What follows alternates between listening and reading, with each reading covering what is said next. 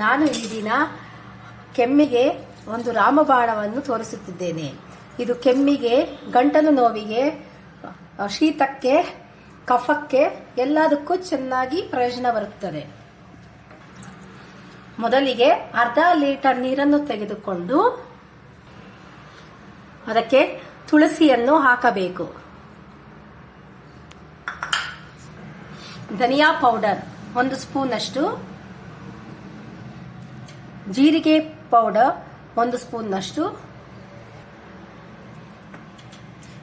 Pepper powder ಅರ್ಧ ಚಮಚದಷ್ಟು, ತುರಿದ ಶುಂಠಿ ಅರ್ಧ ಇಂಚು ಹಾಕಬೇಕು.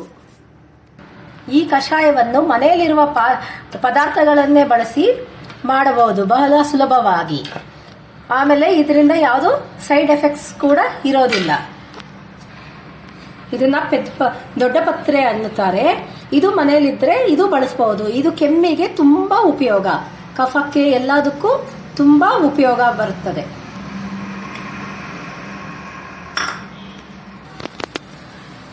ಈ ತರ ಒಂದು ಕುದಿ ಬಂದ ಮೇಲೆ ಫ್ಲೇಮ್ ಅನ್ನು ಕಮ್ಮಿ ಮಾಡಿ ಒಂದು 10 ನಿಮಿಷ ಸಿಮ್ಮಲ್ಲಿ ಕುದಿಬೇಕು, ಕಮ್ಮಿ ಉರಿಯಲ್ಲಿ ಕುದಿಯಬೇಕು. ಕೊನೆಯಲ್ಲಿ ಬೆಲ್ಲದ ಪುಡಿಯನ್ನು ಹಾಕಬೇಕು. ಇದರಿಂದ ರುಚಿ ಹೆಚ್ಚುತ್ತದೆ, ಕುಡಿಯಕ್ಕೂ ಹಿತವಾಗಿರುತ್ತದೆ. ಇಲ್ಲವಾದರೆ ಉಪ್ಪನ್ನು ಕೂಡ ಹಾಕಬಹುದು. ಸಕ್ಕರೆ ಕಾಯಿಲೆಯವರು ಅಂತವರು ಉಪ್ಪನ್ನು ಹಾಕೊಂಡು ಕುಡಿಯಬಹುದು. ಇದನ್ನು ಫಿಲ್ಟರ್ ಇಟ್ಕೊಂಡು ಶೋಧಿಸಬೇಕು.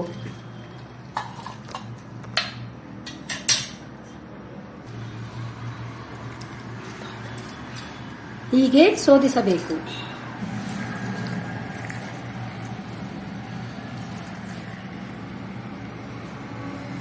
ಇದನ್ನ ಗ್ಲಾಸ್ಗೆ ಬಗ್ಸ್ಬಿಟ್ಟು ಸೇವಿಸಬೇಕು. ಇದು ಕೊರೋನಾ ಇದ್ದಾಗಲಂತೂ ಬಹಳ ಉಪಕಾರಿ, ಗಂಟಲಿನ ಸಮಸ್ಯೆಗೆ ಬಹಳ ಉಪಯೋಗವಾಗಿರುತ್ತದೆ.